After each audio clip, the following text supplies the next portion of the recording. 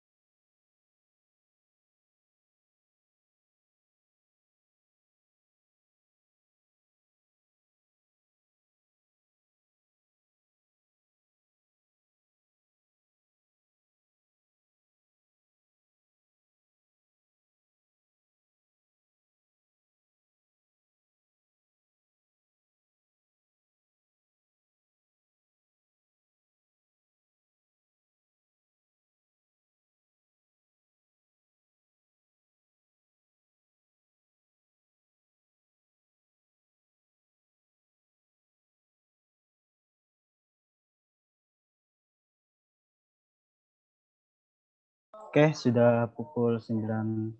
Saya buka terlebih dahulu. Bismillahirrahmanirrahim. Assalamualaikum warahmatullahi wabarakatuh. Waalaikumsalam warahmatullahi wabarakatuh. Waalaikumsalam warahmatullahi wabarakatuh. Alhamdulillahirabbil alamin wassalatu wassalamu ala asrofil anbiya'i wal mursalin wa ala alihi washabbihi ajmain amma ba'd. Puji setelah syukur kita kehadirat Allah Subhanahu wa taala yang telah memberikan rahmat dan nikmat iman, nikmat Islam dan nikmat yang lainnya sehingga kita bisa berkumpul tatap muka lewat tatap maya lewat Zoom ini pada kegiatan Pekanan PAI tutorial yang keempat.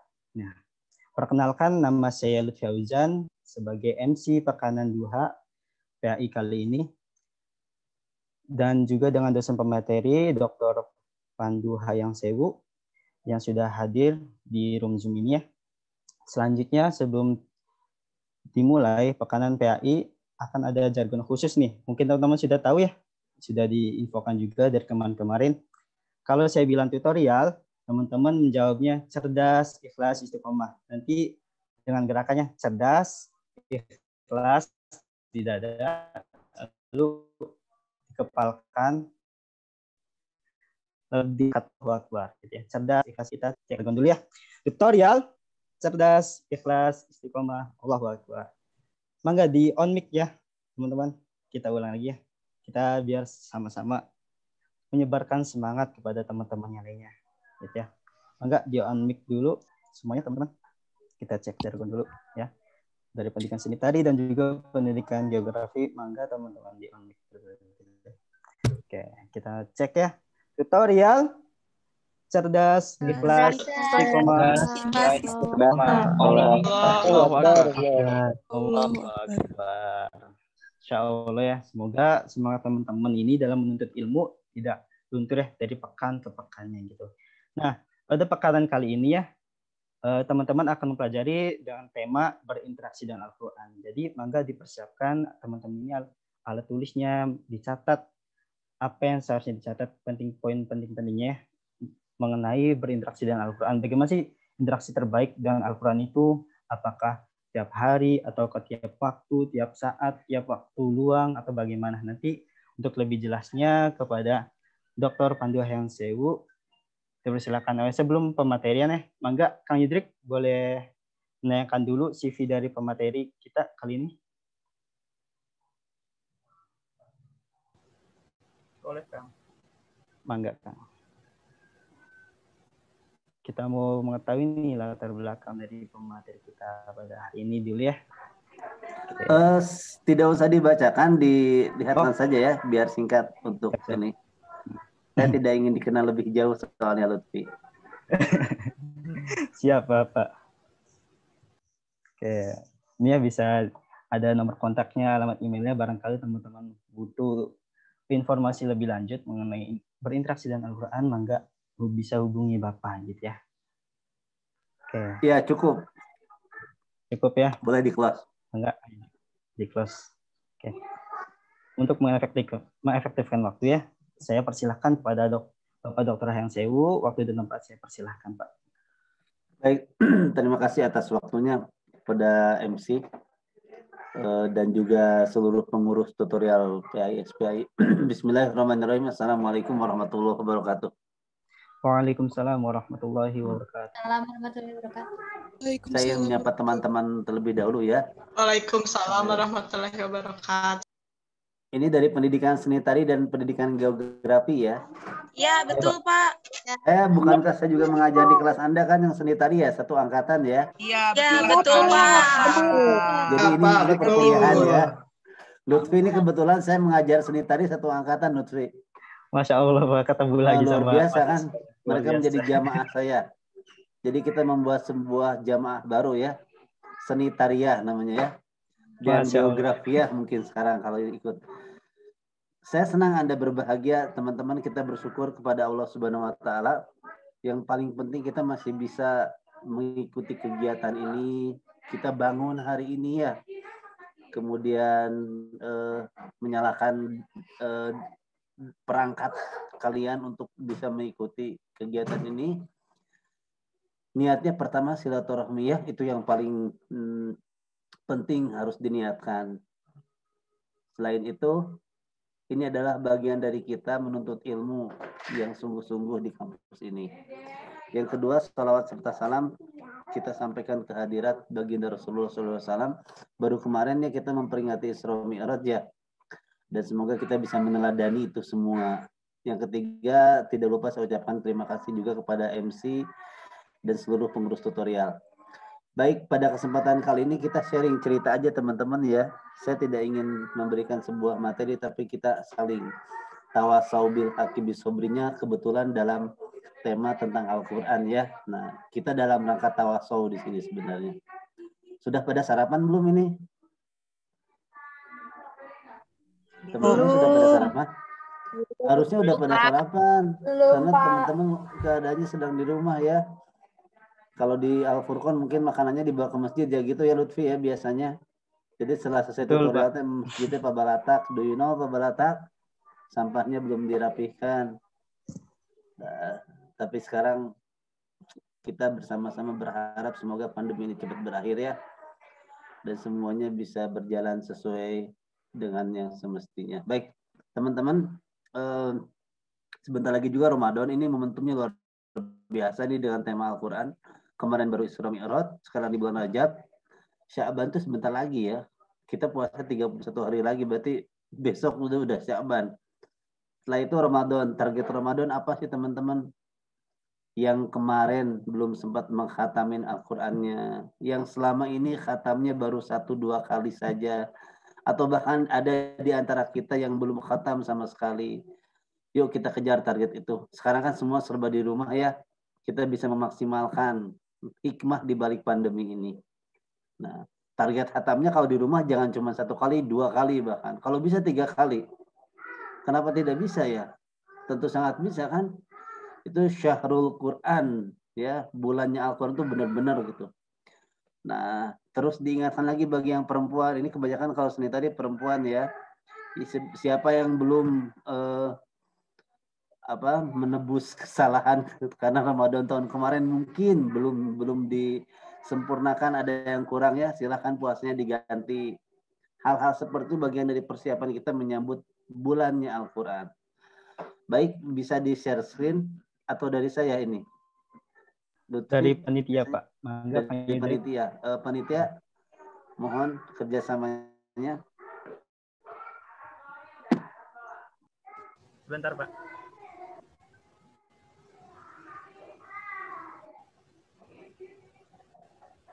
Ya, terima kasih. Dari awal mungkin ya. Oke, silakan di full screen. Baik, teman-teman. Saya lebih mengistilahkan Al-Quran ini adalah manifestasi Tuhan. Kenapa demikian?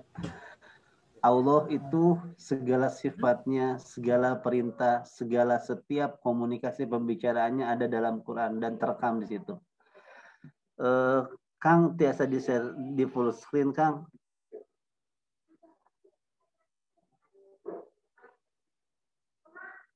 Biar lebih ini sebentar ya teman-teman nunggu.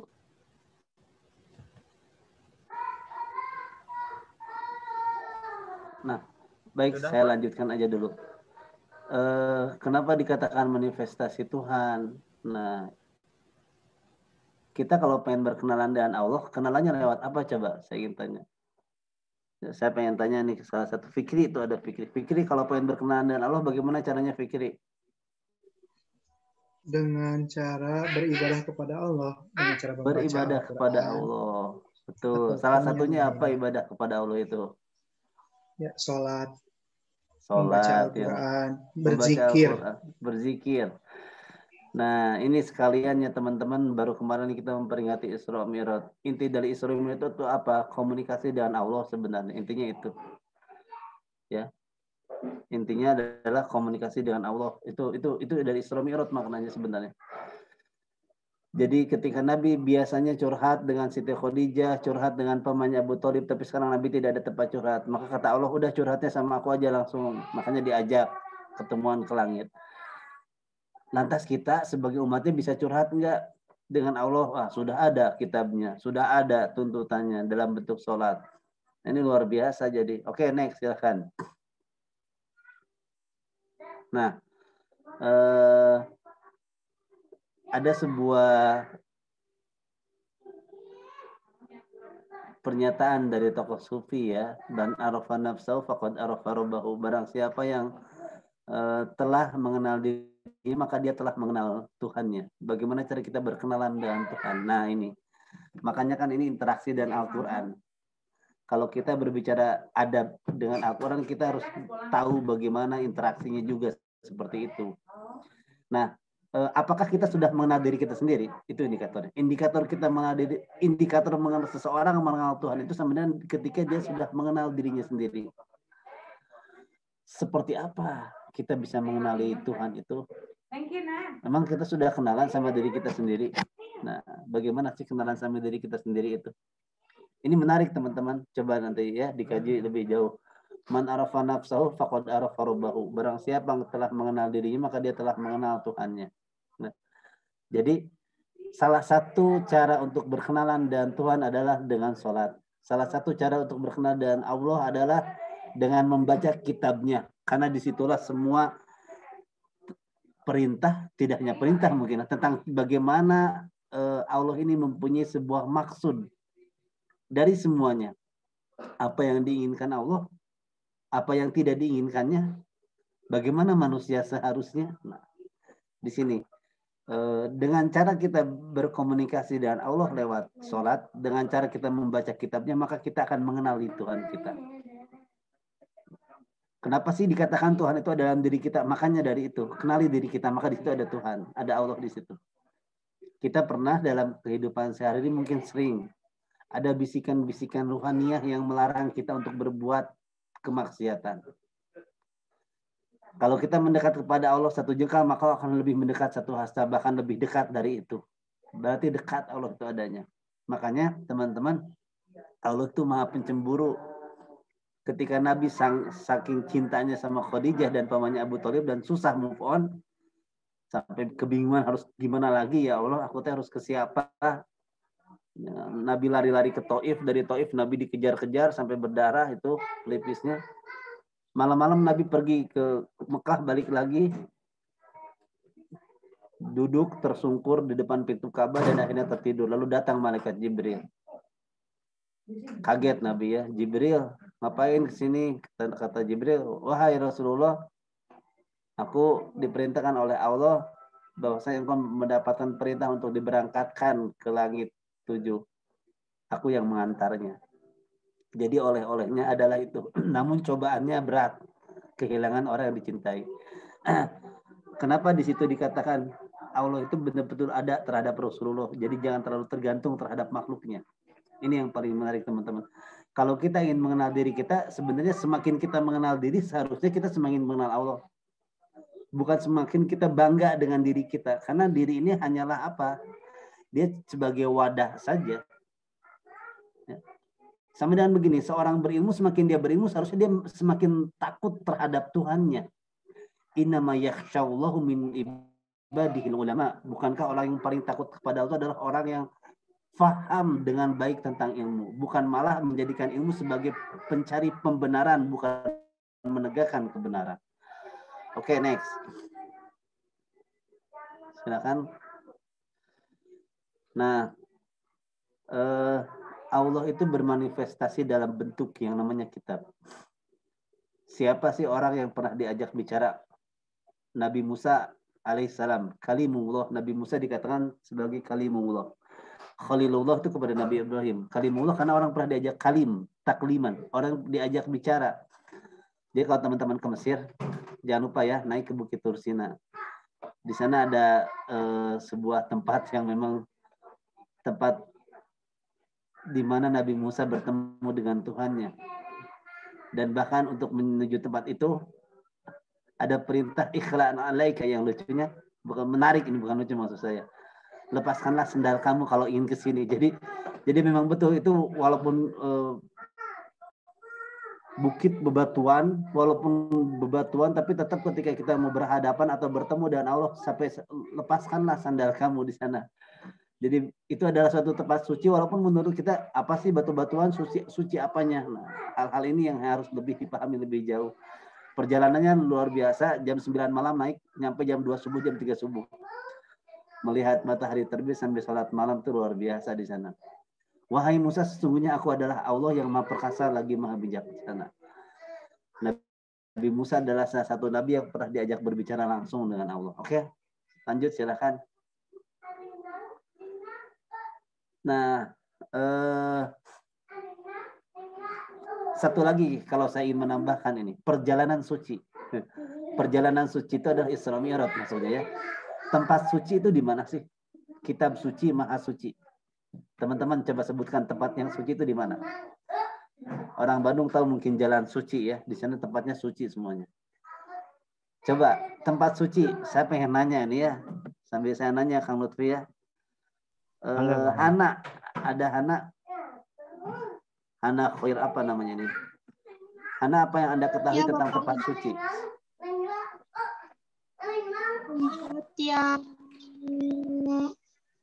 menurut saya tempat yang suci dari hadas dan suci dari apa ya, bukan tempat maksiat gitu Pak, tempat yang baik dan tempat beribadah misalnya. Sebutkan nama tempat itu, contohnya apa? Masjid. Masjid, oke, bagus. Terima kasih Hana. Masjid kenapa dikatakan tempat suci? Ya. Karena di sana adalah rumah Sang Maha Suci. Bukankah kita mengatakan masjid itu sebagai rumah Allah, betul? Nah, kitab suci apa? Sudah jelas, semua agama memiliki kitab suci. Kitab suci agama kita adalah Al-Quran. Sang Maha Suci, Allah itu sendiri. Perjalanan suci Isra Mi'raj. Bagaimana perjalanan suci itu terjadi? Ini menarik teman-teman. Kemarin ketika saya mengadakan kajian itu, jadi untuk menerima sebuah perintah suci itu sholat. Sholat itu adalah perintah yang mana Allah memberikan secara langsung gitu. Jadi untuk menuju 3 hal di atas, maka hati harus suci, ruhiyah, jasadiyah. Ini maksudnya begini. Ketika Nabi Muhammad masih terikat oleh ikatan cinta, bukan Aldebaran sama Andin ya, oleh ikatan cinta dari kedua orang, Siti Khadijah Al-Kubra dan Abu Thalib pamannya, maka itu seseorang belum bisa melakukan perjalanan suci. Ikatan cinta sesama makhluk itu harus dilepaskan kalau pengen bisa melakukan perjalanan suci. Makna asro itu adalah memberangkatkan. Jadi sebagian ulama berpendapat itu ruhiyahnya saja atau jasadnya. Sebenarnya perjalanan itu adalah ruhiyah wa jasadiyah. Itu jumhur ulama ya. Jadi kalau pengen kita bisa seperti Nabi Muhammad, mengadakan perjalanan suci, lepaskan ikatan cinta kita sesama makhluk hidup. Itu yang beratnya. Nah, itu kan ujian Nabi untuk mendapatkan perintah suci sholat dan ketemuan sama Sang Maha Suci Allah Subhanahu Wa Taala. Harus bisa move on dari kehilangan orang yang sangat berarti dalam hidupnya. Itu tidak mudah. Setelah benar-benar ikhlas baru ruhiyah jasadiyah, ruhnya dan jasadnya. Jadi tidak cukup ketika masih ada ikatan dengan makhluk lalu Allah memberangkatkan Nabiullah. Tidak demikian. Jadi untuk menuju tempat suci, di antara tempat suci yang ada di alam semesta ini adalah surganya Allah. Bukankah demikian? Nah, surganya Allah ini ditempati oleh orang-orang suci karena sebelumnya mereka melewati tempat-tempat tertentu untuk diuji dan dibersihkan, seperti mereka melewati jembatan Sirot, ada yang jatuh ke neraka misalkan ya. Nauzubillah min dzalik. Oke, dilanjutkan silakan.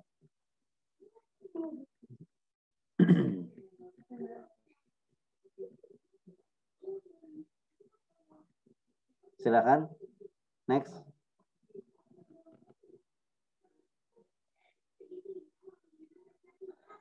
Nah, lantas konkretnya berhubungan dengan Tuhan itu seperti apa? Konkretnya seperti apa sih berhubungan dengan Allah itu? Interaksi dengan Allah itu seperti apa? Coba lanjut.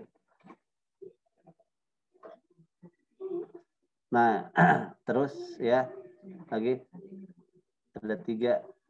Oke, sebelum berinteraksi dengan Allah, kita berinteraksi melalui kitabnya. Maka harus tahu adabnya bagaimana.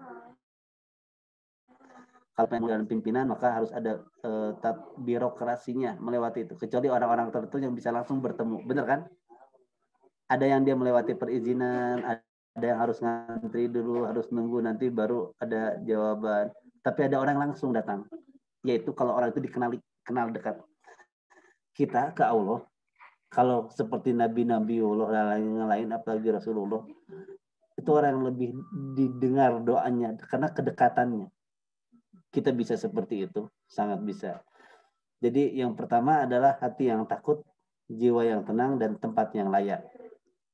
Bagaimana bisa khusyuk dalam berinteraksi dengan Allah melalui Al-Quran kalau tempatnya juga tidak mendukung. Jiwa yang tenang penting, agar tidak tergesa-gesa, agar tidak rusuh membacanya. Ojo, apa sih bahasa Jawanya itu? Jangan tergesa-gesa, ojo gerusu-gerusu. Kemudian hati yang takut. Ini hati yang takut adalah yang paling pertama.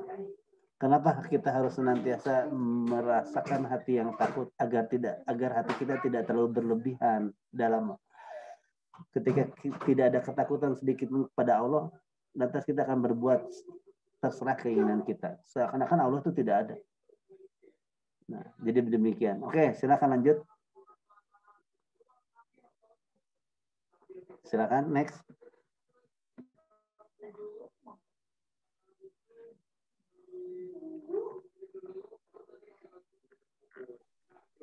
Silakan next. Yudri, bisa di next. Oh. Nah, terus lanjut lagi, ada lagi bawahnya. Oke, ini teman-teman. Jika jiwanya telah berhasil lepas dari segala belenggu, maka hatinya akan terbebas dan siap menerima curahan rahasia Al-Quran. Bagaimana Al-Quran ini mengungkap rahasia di balik tabirnya itu?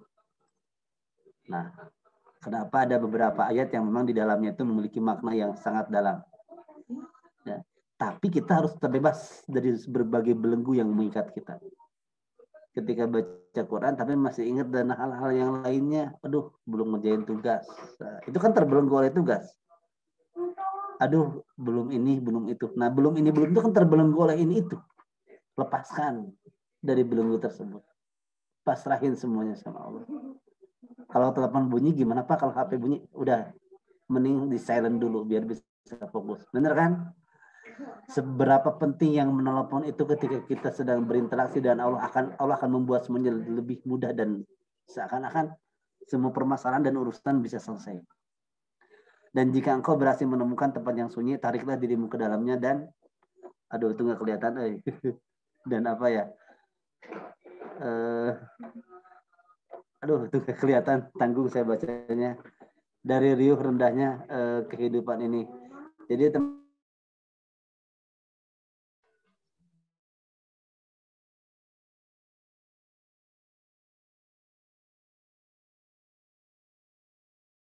teman-teman, dan jauhkan wahyu kan bertahanus 3 bulan, 1 bulan nggak dapat, 2 bulan nggak dapat, pas 3 bulan baru dapat turun wahyu dari malaikat Jibril.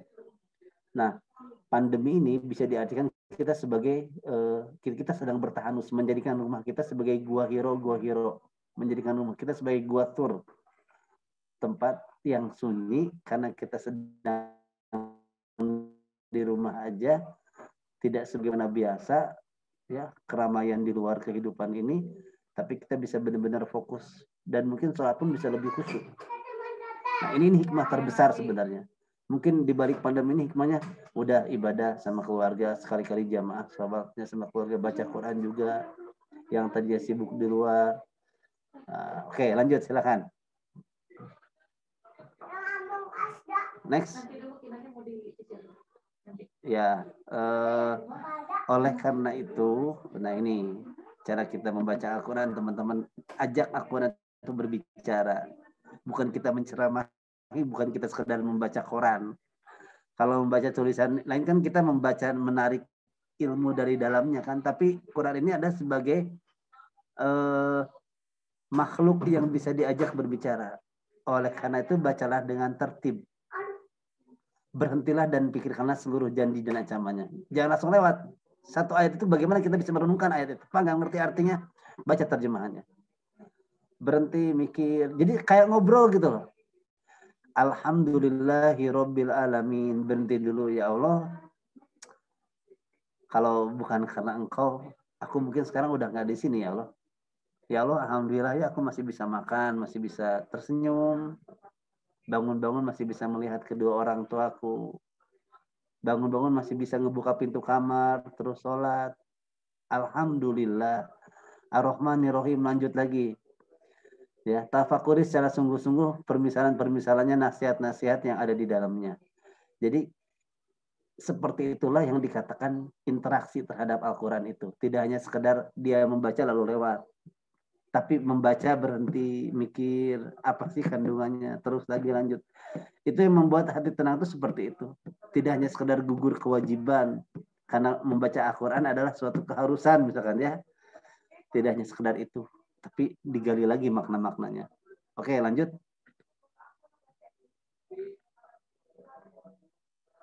Nah, renungkanlah isinya, serta tegakkanlah hukum-hukumnya sedikit demi sedikit dan perjuangkanlah untuk menegakkannya dalam masyarakat dan negara.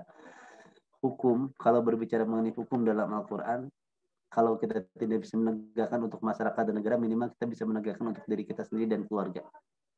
Bukankah itu bagian dari masyarakat terkecil, ya, keluarga. Di keluarga, individu itu adalah lebih terkecilnya lagi, ada diri kita sendiri. Jadi tidak hanya direnungkan, tapi bagaimana mengimplementasikan dalam kehidupan sehari-hari. Tidak ada alasan teman-teman, Al-Quran itu kalau tegas ya tegas memang.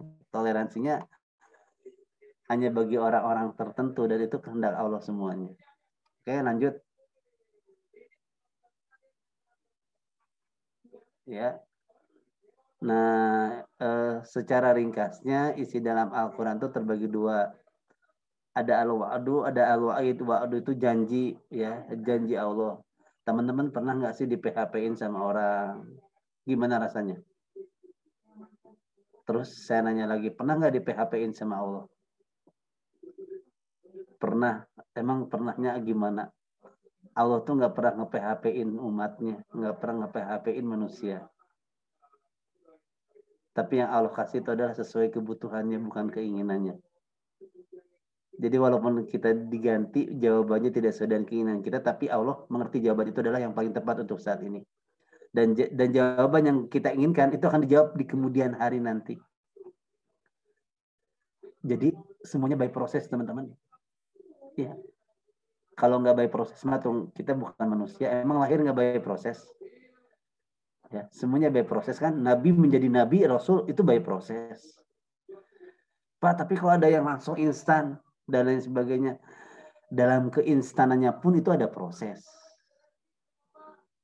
Mungkin kita melihat dia instan, tapi Allah mengatakan all over is by proses. Semuanya itu terjadi karena proses. Allah menepati janjinya dan Allah tidak pernah ingkar. Jadi kita bisa nuntut sama Allah. Ya Allah, aku tuh kan udah gini-gini, aku tuh ya Allah, mana janjimu? Tagih sama Allah. Dan Allah tuh menepati janjinya nggak kerasa tiba-tiba seakan-akan dulu aku berdoa kayak gini kok sekarang baru kerasa ya. Emang nggak kerasa banget. Dan alhamdulillah teman-teman saya mengalami itu. Luar biasa janji Allah itu. Ya. Wa'dul wa'id. Al-wa'd innallaha la yukhliful mi'ad. Allah tidak pernah mengingkari janjinya. Jadi kalau mau janjian yang nggak ngebuat kita sakit hati, yang nggak di PHP-in, janjiannya sama Allah aja. Kalau sama makhluk siapapun itu ya, sama makhluk pernah nggak di PHP-in, pernah kecewa, sakit. Yang sakit tak berdarah kayak gini ya. Sakitnya tuh di sini dan sakit tak berdarah itu luar biasa. Tapi kalau berjanjian sama Allah, Allah nggak akan pernah ngecewain. Kalau kata kita, ya Allah, kok nggak dikabulin sih permintaan aku, bukan nggak dikabulin, udah dikabulin sebenarnya. Jadi Allah tuh memberikan sesuai dengan kebutuhan. Itu, oke. Allahumma inni as'aluka al-jannah. Itu saja doanya ya. Silakan lanjut.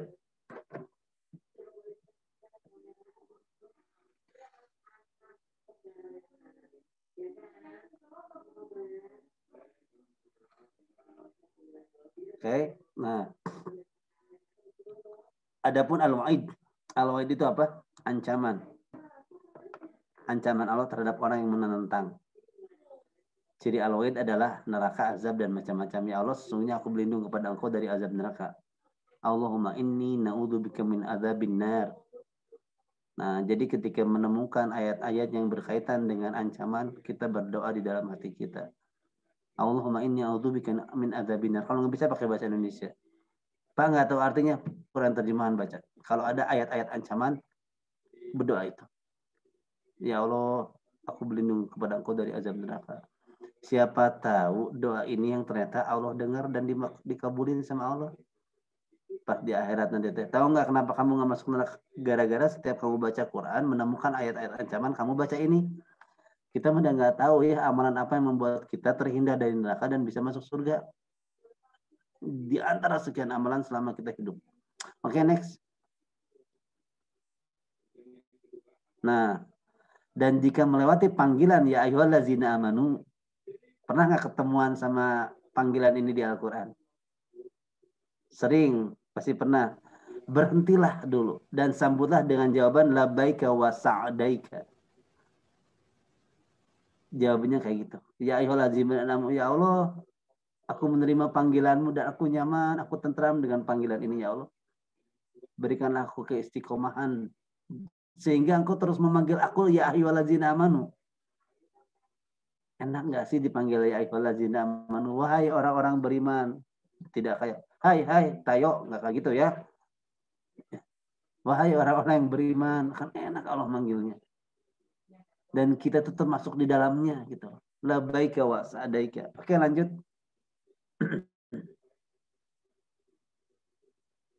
Silakan next. Dan jika Anda melewati ayat-ayat tangisan, maka menangislah. Karena tangisan itu adalah salah satu di antara tanda kelembutan iman. Melewati ayat-ayat tangisan. Seperti apa sih melewati ayat-ayat tangisan? Para sahabat itu kalau membacakan ayat lagi imam dan ayat-ayatnya ayat tentang azab dan siksaan itu nangis sambil sholatnya. Ayat-ayat tangisannya kayak gimana Pak? Nggak ngerti Pak. Nah, boleh membaca Al-Quran yang ada terjemahannya. Nangis di situ. Nangis ya Allah, aku mah udah nggak tahu atau ya Allah, aku nanti gimana amalan aku ya Allah. Aku ngobrol pakai bahasa apapun. Ngobrol terus sampai hati kita merasa tenang. Oke, lanjutkan. Bahkan kita boleh menangis karena ingat dosa-dosa, takut akan azab, atau karena malu. Jika susah untuk menangis karena hati yang mengeras, maka menangislah di dalam hati atau pura-pura menangis. Karena hidup adalah kepura-puraan, teman-teman. Kenapa Pak kepura-puraan? dari pura-pura yang sebenarnya kita nggak bisa serius, yang akhirnya dipura-purain gitu. Itulah makna ihsan. Anta budallah ka'annaka tarahu fa in lam takun tarahu fa innahu yaraka. Beribadahlah, menyembahlah kepada Allah seakan-akan engkau itu seakan-akan. Itu pura-pura bukan? Seakan-akan kau melihat Allah. Kalau tidak melihat Allah, maka Allah yang melihat kamu. Ya udah jelas dong Allah melihat kita. Tapi yang seakan-akannya ini loh. Ketika kita menjadikan semuanya seakan-akan, maka akan muncul rasa segan, takut, dan malu. Aduh, aku tuh emang gak bisa ngeliat Allah. Tapi aku yakin Allah ngeliat aku. Dan aku malu untuk ngelakuin ini. Nah, itu dia. That's the point. Oke, next. Silakan lanjut. Nah, sudah nggak pernah ketemuan nggak sama ayat-ayat sajadah sujud? Sujud. Baik ketika membaca Al-Quran ataupun sedang sholat. Al-Qurannya simpen dulu, sujud langsung. Ayat sajadah. Ya. Baca doa sujud apa itu? Sujud sawi atau sujud syukur? Ada yang tahu nggak? Tilawah. Sujud tilawah. Sujud tilawah, Pak. Sujud tilawah. Betul. Tilawah adalah bagian dari natlu alaikal kitab. Tilawah itu bacaan. Sujud di situ, nangis kalau perlu. Ya, enak kalau sujud lama itu sebenarnya, ya Allah. Oke, lanjut.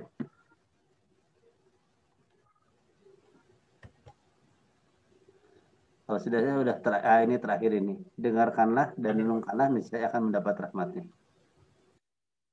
Fastami'u lahu wa ansitu la'allakum turhamun. Ya. Dengarkan dan renungkanlah. Apa sih di dalamnya itu? Mana ayat-ayat yang membuat kita itu bisa tersadar dan mengerti kalau jalan pulang itu ternyata ke sini jalannya. Kalau ternyata kita tuh sebentar lagi mau diajak pulang gitu ya, disuruh pulang. Oke. Mungkin demikian teman-teman. Shadaqallahul azim wa shadaqa rasuluhun nabiyul karim wa nanu ala dzalika minas syahidin. Teman-teman, saya ingin kita sama-sama baca doa setelah selesai membaca Al-Quran. Sok dibuka suaranya. Ingat nggak? Lutfi, coba pimpin Lutfi. Sebelum adakan diskusi, baca doa setelah selesai membaca Al-Quran. Ayo Lutfi pimpin. Kalau di Al-Quran ini bareng-bareng, di sini juga bisa lah. Ya Lutfi silakan pimpin. Oke, close dulu ininya. Aja, Pak. Yudrik. Close dulu ada ininya. Yang lebih ajangan. Ya, silakan. Pimpin doa setelah selesai membaca. Mangga teman-teman bisa on mic ya, kita sama-sama membaca doa setelah on mic membaca Al-Quran.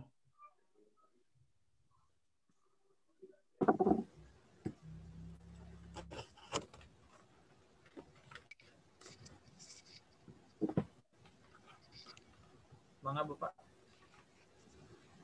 Ayo teman-teman, pimpin siapa? Ya, bareng-bareng ya. 1, 2, 3. Allah. Bareng-bareng semuanya.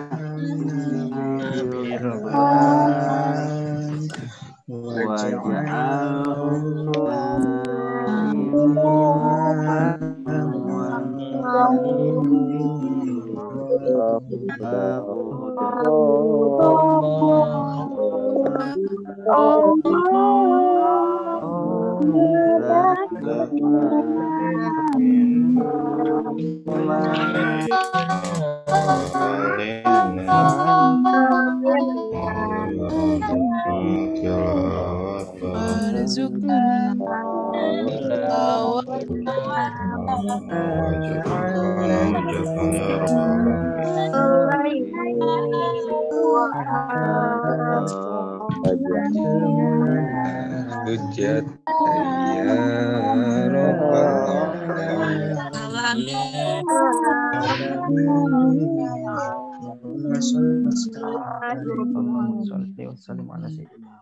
Allahumma sholli wa sallim wa barik ala Muhammad wa ala ali Muhammad. Teman-teman, ini adalah doa yang senantiasa saya ingat dulu waktu ngaji. Ya Allah, sekarang kita jarang mendengar itu karena memang kita di rumah aja gitu ya. Atau di beberapa masjid mungkin sudah jarang ada kegiatan seperti ini. Jadi ini adalah sebuah tradisi yang mana itu menjadi doa. Kan doa khatmil Quran, doa setelah selesai membaca Al-Quran. Walaupun teman-teman selesai membaca 1-2 ayat, bacakan doa ini. Itu artinya dalam banget maknanya. Dalam banget maknanya. Al-Quran itu nanti akan berbicara dan akan menjadi cahaya. Cahayanya gimana Pak? Lampu atau gimana? Terlalu jauh kalau maknanya ke sana ya. Tapi cahaya kolbu. Oke. Terima kasih teman-teman. Dan ini kita sharing ya, sedikit berbagi. Saya juga masih belajar dan saya masih butuh arahan, bimbingan dari semuanya.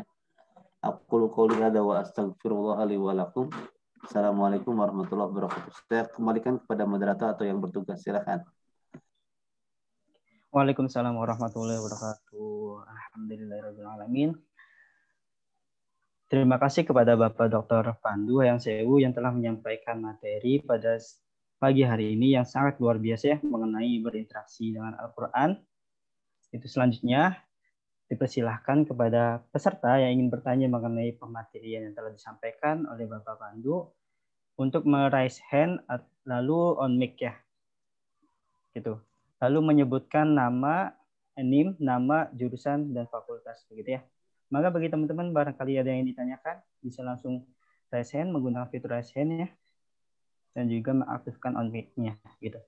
Kalaupun terkendala jaringan bisa menggunakan fitur chat ya.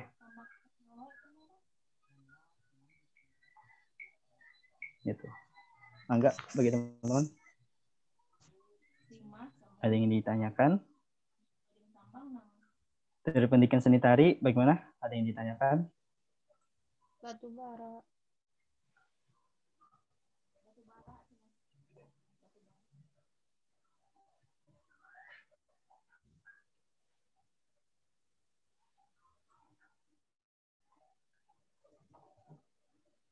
Oh, mangga bagi Akang Aksol Anom Gumiwang, Pendidikan Geografi B, silahkan Kang. Ya, izin bertanya. Sebelumnya, perkenalkan nama saya Aksol Anom Gumiwang dengan NIM 205.314 dari Pendidikan Geografi B, Fakultas Pendidikan Ilmu Pengetahuan Sosial. Nah, pada masa remaja seperti ini, kita mungkin mengalami istilahnya itu masalah percintaan gitu ya, galau segalanya. Nah, bagaimana sih meningkatkan keimanan dengan membaca Al-Quran?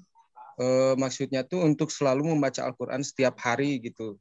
Nah, saya sendiri kalau baca Quran tuh selalu kalau sedih, misalkan sedih baca Quran. Nah, saya tuh pengen mau sedih, mau seneng, mau marah tuh pengen terus baca Al-Quran gitu. Nah, solusinya bagaimana?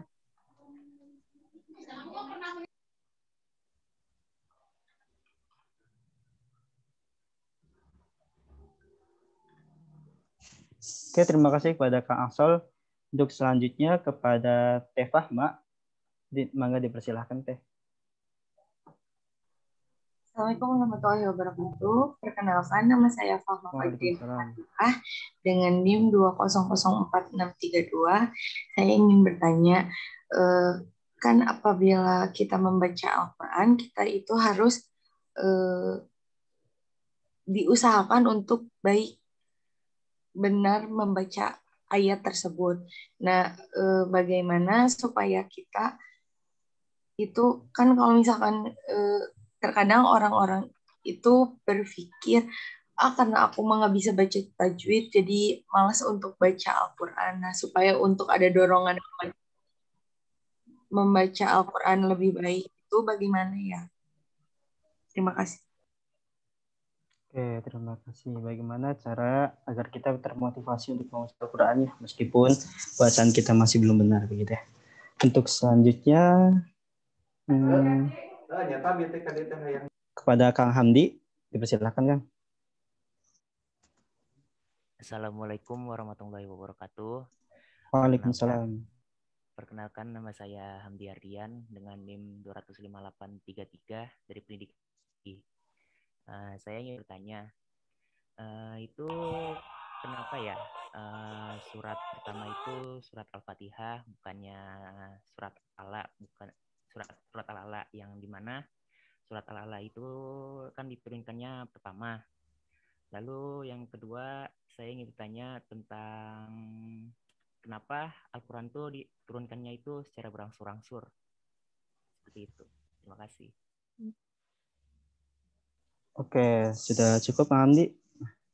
Oke, bagaimana sih, kenapa sih yang ayat pertama itu Al-Fatihah, bukannya kan surat Al-Ala ya, Iqra itu ya, Iqra bismi rabbikal ladzi khalaq, kan yang diturunkan pertama kan itu, tetapi di Al-Quran di Mushaf itu Ummul Quran itu Al-Fatihah. Lalu yang kedua, kenapa sih Al-Quran itu diturunkan secara berangsur-angsur gitu ya. Mangga bagi Pak Pandu, kita 3 pertanyaan dulu ya teman-teman. Nanti kalau masih ada waktu akan saya buka lagi sesi pertanyaannya. Gitu ya. Baik, coba saya ingin lihat tadi pertanyaannya yang dituliskan mana. Oke, itu bisa ditampilkan. Ya.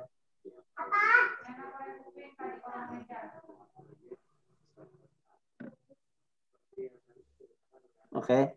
Baik, yang terakhir dulu ya, saya jawab dari Hamdi ya, Saudara Hamdi. Saya jawab, itu pertanyaannya dua-duanya hampir sama. Jadi teman-teman, Al-Quran itu diturunkan berangsur-angsur karena sesuai kejadian, fakta kejadian yang ada pada saat itu. Nabi bercerita, bertanya kepada Allah, lalu turunlah ayat. Yang kedua, agar memudahkan sahabat untuk menghafal dan mengingat. Ya. Kemudian tidak hanya itu, agar mudah menelaah, mendalami apa maksud dari ayat tersebut. Itulah makna dari berangsur-angsur. Jadi diturunkan yang besar fakta kejadian, karena kejadian itu kan tidak setiap momentum kan berbeda-beda ya, dan justru butuh jawaban yang jelas. Coba teman-teman kebayang nggak sih kalau perkuliahan satu mata kuliah diselesaikan dalam 2 hari full, nggak berhenti misalkan. Yang tadinya itu bisa satu semester gitu ya, diselesaikan dalam 1 minggu misalkan. Tugas semuanya, dan Allah mengerti itu, memudahkan, memberikan kemudahan untuk hamba-hambanya. Kemudian sebenarnya menurut Muhammad Abdul dalam tafsir Al-Manar dikatakan surat yang pertama turun itu Al-Fatihah, tapi kalau ayat Al-Ala. Nah, makanya sesuai dengan namanya Al-Fatihah pembuka, itu surat ditempatkan di pertama. Walaupun ayat, bedakan ya surat dan ayat. Kalau ayat yang pertama turun adalah ayat Al-Ala 1-5, tapi kalau surat yang pertama turun adalah Al-Fatihah. Itu pun berdasarkan hasil ijtihad teman-teman, hasil ijtihad para sahabat pada saat itu ya. Nah demikian ya Hamdi. Jadi surat Al-Fatihah itu surat yang komprehensif semuanya. Yang paling pertama itu semuanya umul kitab, umul Quran ya, rahimnya Al-Quran, ibunya Al-Quran, ibunya kitab. Jadi semuanya di situ, semuanya terkandung di situ. Dari alhamdulillah ya sampai apa, membedakan mana al-Yahud wan Nasara, al-maghdub, orang yang dimurkai dan dibenci oleh Allah, kaum. Dan semoga kita tidak termasuk kedua golongan itu. Nah, sebenarnya mengarah ke sana. Begitu ya Hamdi. Baik, selanjutnya coba saya pengen lihat tadi yang kedua, saya kurang menyimak dengan baik. Untuk pertanyaan kedua itu Pak, bagaimana sih memotivasi diri kita itu untuk terus membaca Al-Quran meskipun bacaan kita belum benar begitu Pak? Betul. Motivasinya harus dipertahankan teman-teman. Karena di dalam motivasi itu adalah tentang bagaimana kita nanti bisa istiqomah. Kalau motivasinya hilang, susah mau istiqomah juga. Sekarang nih lagi pada di rumah ya, ya Hamdi sama-sama ya. Sekarang lagi pada di rumah, coba bisa nggak konsisten setiap habis sholat baca Quran? Itu aja dulu.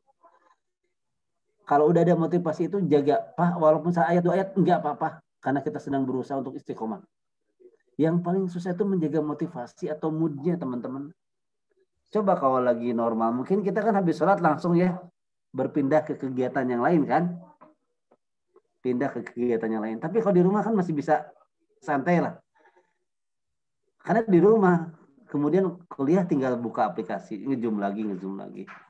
Nah itu yang harus dijaga. Yang kedua, walaupun tidak benar bacaannya, jadi harus selalu dikonsultasikan dengan orang yang lebih tahu tentang bacaannya.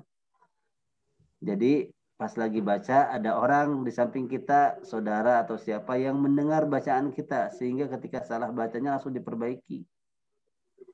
Nah, itu proses motivasi yang selalu terjaga sambil berlangsungnya pembelajaran. Itu paling penting. Begitu ya? Oke. Pertanyaan pertama tadi Lutfi gimana? Sebenarnya saya lupa Pak, tadi dicatat oleh Yudrik, tapi Yudrik ada salah teknis. Bagi Kang Aksol bisa disampaikan lagi Kang? Nah, silakan Aksol. Min Aqsal Madinati. Oh, ini dari surat Al-Quran ini. Rajulun yas'a min Aqsal Madinah. Silakan Aksol. Ya Pak, jadi dalam masa remaja gitu Pak, jadi kan Aksol masih remaja ya? Masih itu Pak. Oh iya sama ya, kita sama. Mohon maaf. Sama ya, saya juga masih remaja. Oke, lanjut Aksol. Oh iya. Kan di masa-masa remaja tuh istilahnya tuh si hati itu masih labil gitu, kadang seneng, marah, sedih gitu Pak. Nah, saya tuh misalkan kalau baca Quran tuh setiap kalau sedih misalkan. Nah, saya tuh pengen baca Quran tuh nggak ngelihat hati mau lagi sedih, marah, senang. Saya tuh pengen setiap hari gitu. Nah, bagaimana solusinya agar bisa seperti itu gitu Pak? Gini ya, coba. Pas sekarang Aksol saya nggak tahu ya, Anda lagi senang atau sedih. Kita akan lebih senang. Gimana caranya baca Quran itu lebih senang ketika lagi senang, bukan lebih senang ketika lagi sedih. Ngerti ya maksudnya? Jadi kita baca Quran itu gimana caranya lebih khusyuk ketika kita lagi bahagia.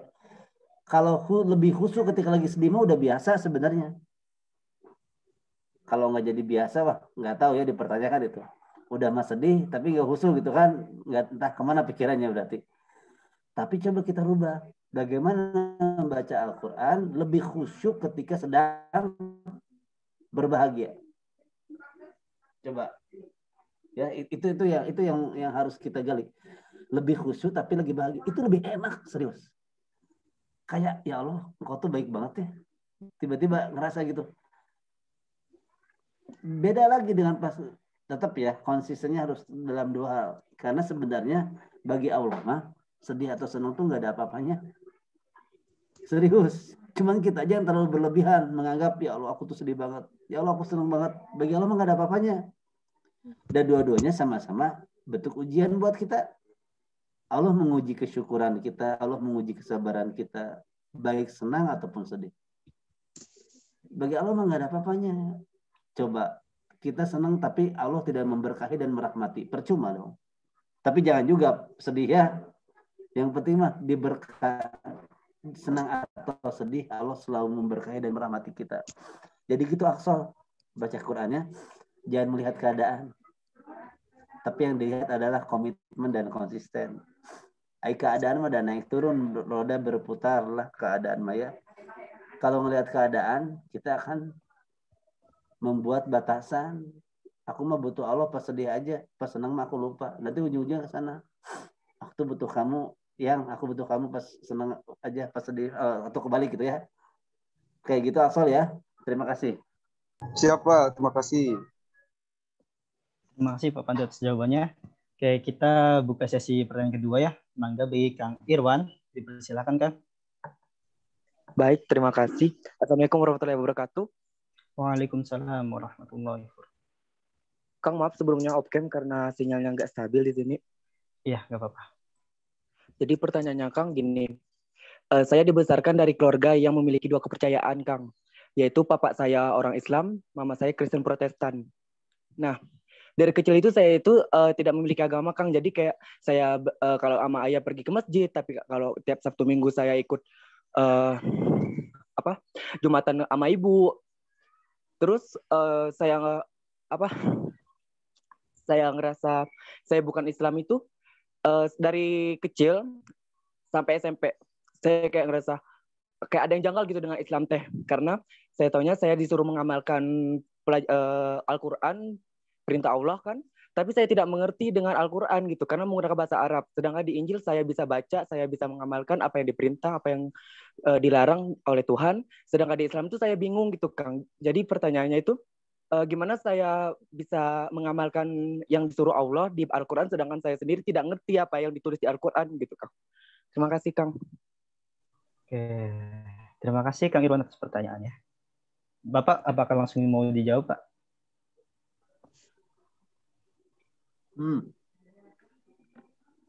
Saya jawab. Maaf ya. Enggak, Pak. Ini sambil olahraga mulut. Ngunyah lah inti namanya. Baik, terima kasih moderator MC. Anda justru bisa mendapatkan petunjuk dari kedua kita itu. Satu yang kedua, tapi Anda harus memilih satu sebagai kitab mana, agama mana yang akan Anda anut. Termasuk sampai saat ini kan, Anda telah diberikan petunjuk oleh Allah sehingga Anda bisa hadir di tutorial ini. Anda bisa masuk UPI, Anda mengontrak mata kuliah PAI. Ini kan bagian dari petunjuk Allah, hidayah sebenarnya.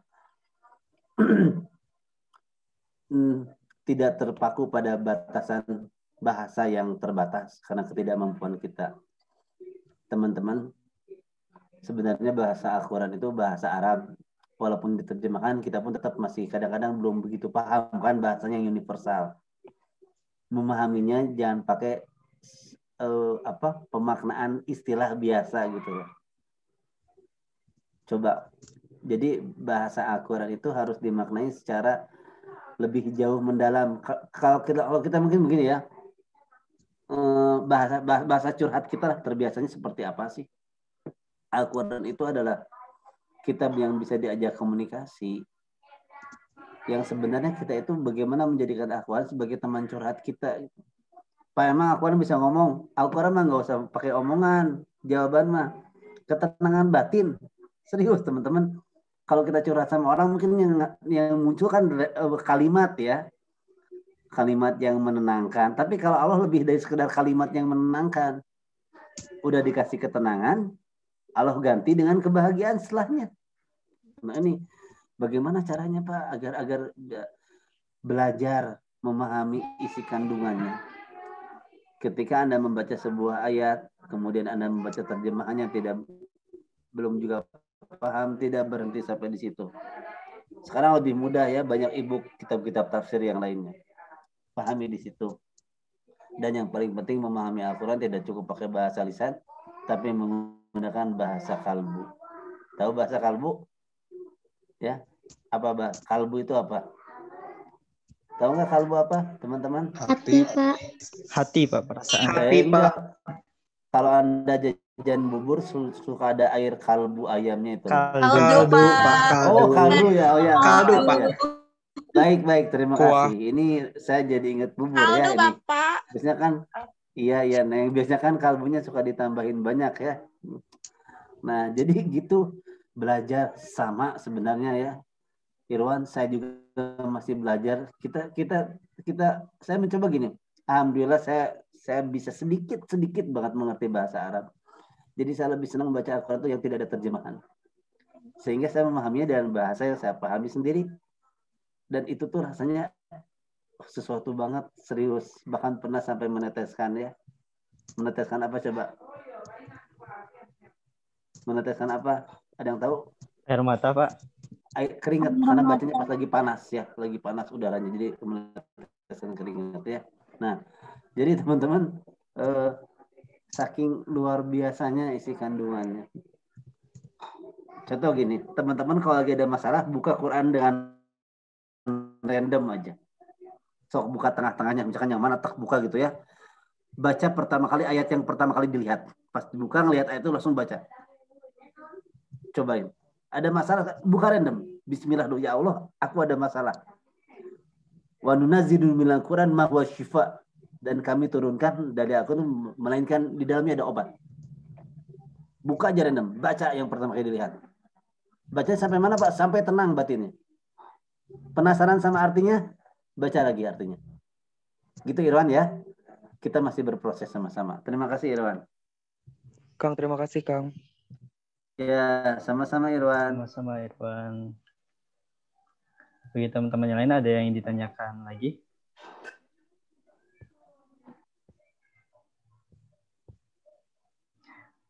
Tadi sebelumnya banyak yang raise hand ya. Mangga bagi teman-teman yang sebelumnya belum ada kesempatan bertanya, mangga silahkan. Sekarang masih dibuka sesi pertanyaannya.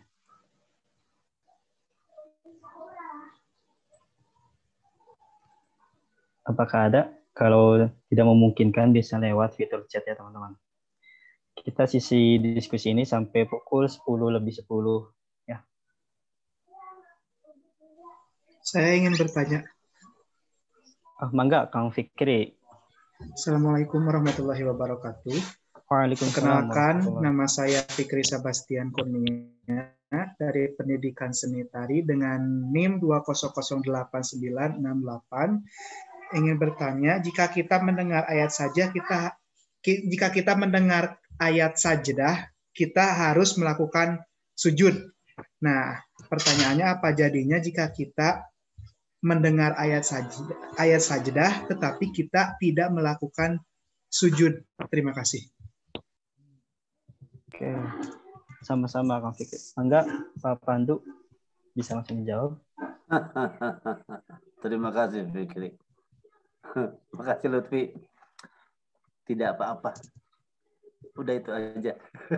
Tapi sebenarnya itu sebagai bentuk kita, penghambaan kita. Penghambaan kita karena di dalam ayat sajdah itu tidak ada perintah untuk bersujud sebenarnya.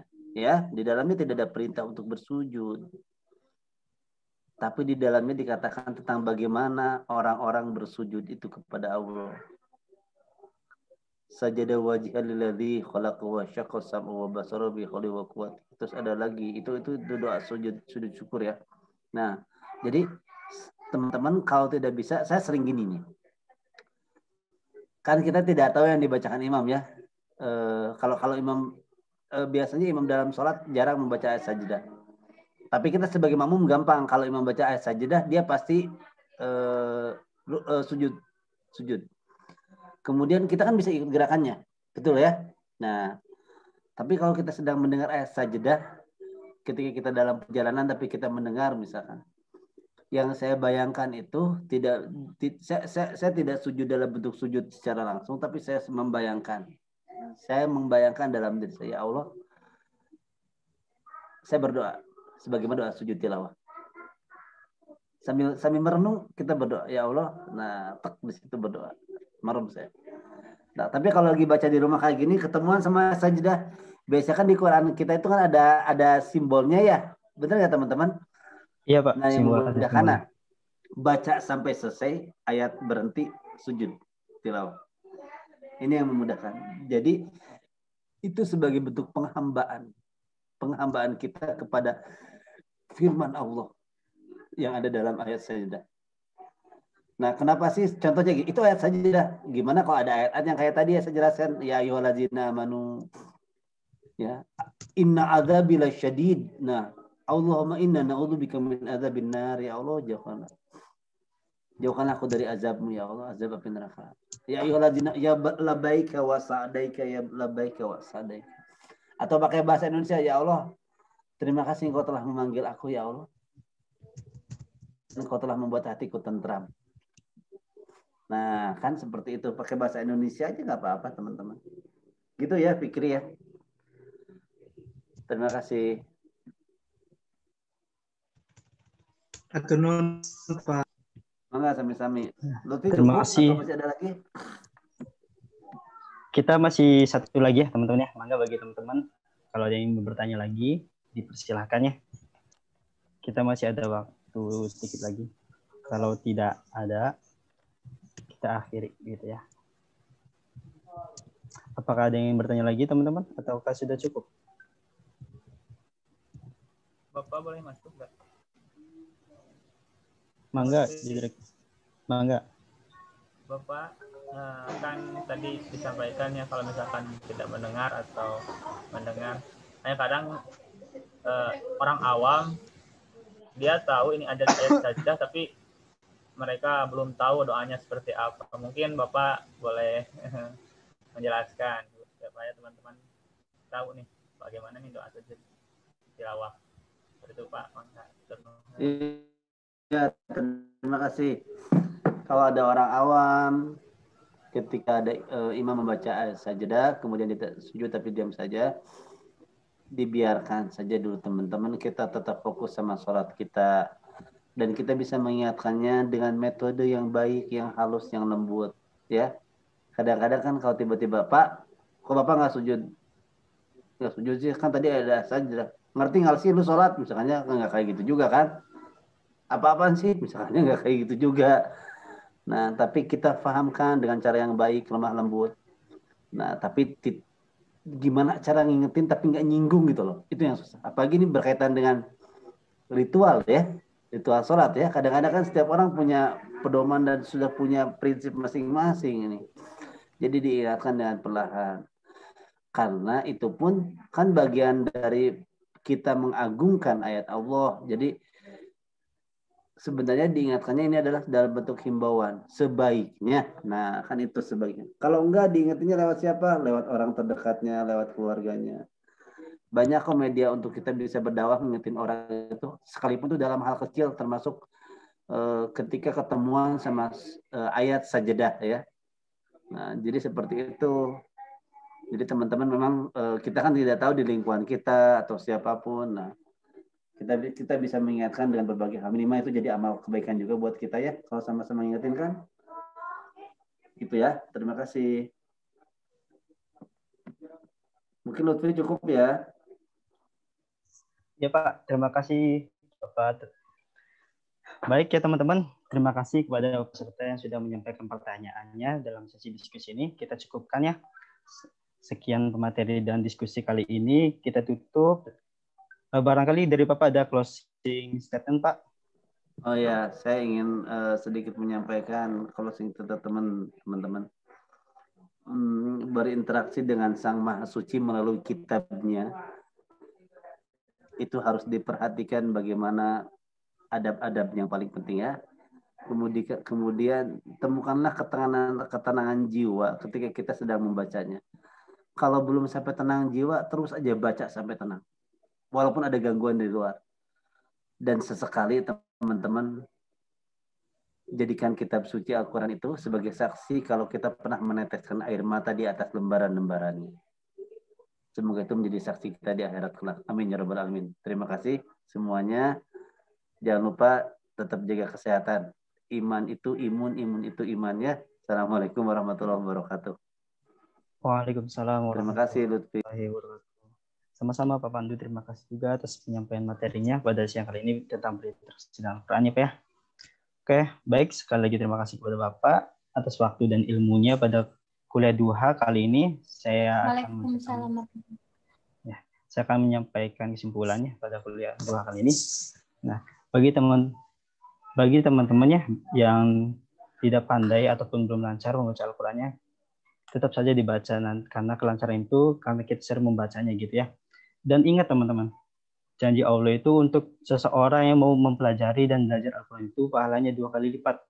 Nah, bagi teman-teman yang belum lancar itu pahalanya 2 kali lipat gitu ya. Jadi jangan sampai kita putus berinteraksi dengan Al-Quran terus sampai kita mendapatkan ketenangan jiwa gitu ya dengan Al-Quran ini gitu. Semangat teman-teman untuk terus berinteraksi dengan Al-Quran. Bentar lagi kita bertemu Ramadan, jangan sampai kita melewatkan aktivitas dengan Al-Quran begitu ya. Akhirnya kita sudah berada di penghujung acara yaitu penutupannya. Demikian rangkaian acara pekanan kuliah duha PAI Tatap Muka Daring tutorial PAI DPU UPI 2021. Jangan dulu keluar ya teman-teman. Setelah ini ada sedikit silahkan teman-teman mengisi link presensi yang sudah ada di kolom chat. Gitu. Mari kita tutup acara ini dengan mengucapkan hamdalah bersama-sama. Alhamdulillahirabbil alamin. Saya Lutfi Auzan selaku MC pada kuliah duha kali ini. Mohon pamit undur diri. Sekian dari saya. Wassalamualaikum warahmatullahi wabarakatuh. Waalaikumsalam. Saya izin pamit ya.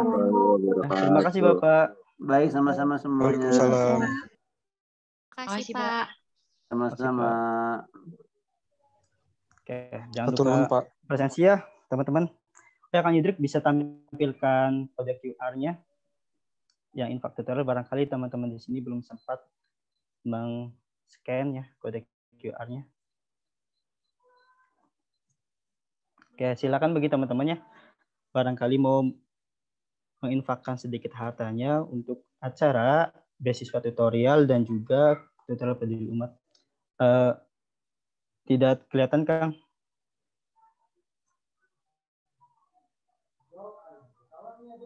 Nah, udah seperti ini aja. Udah.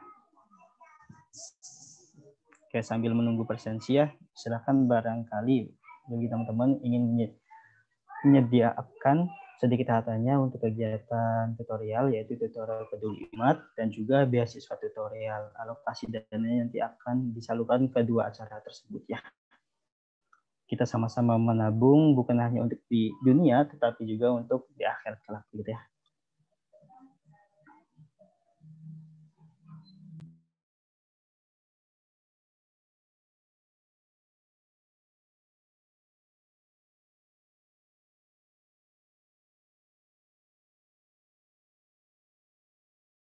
Bismillah, Kang izin masuk. Ya, mangga, Erisna. Bagi teman-teman yang belum sempat isi presensiin, boleh dicoba isi presensiinnya. Waktunya ditambah sampai 10.30. Masih ada waktu 16 menit, jadi mangga dimanfaatkan. Terima kasih. Oke, sama-sama Terisna. Nah, jangan lupa ya bagi teman-teman nih yang belum sempat mengisi presensiin, silahkan dibuka lagi presensiinnya ya. Masih ada waktu 16 menit. Setelah pukul 10.30 nanti presensiin itu akan ditutup ya teman-teman. Jangan sampai kalian kuliah duha tetapi lupa presensi gitu.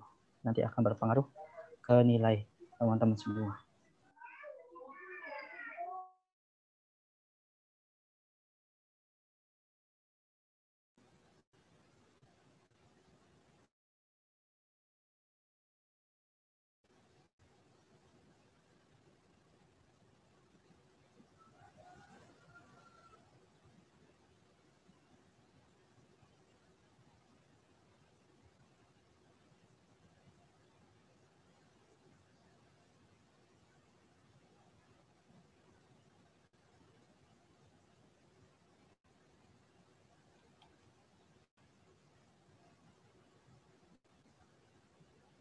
Teman-teman, untuk pekan depan kita tidak via Zoom, tapi via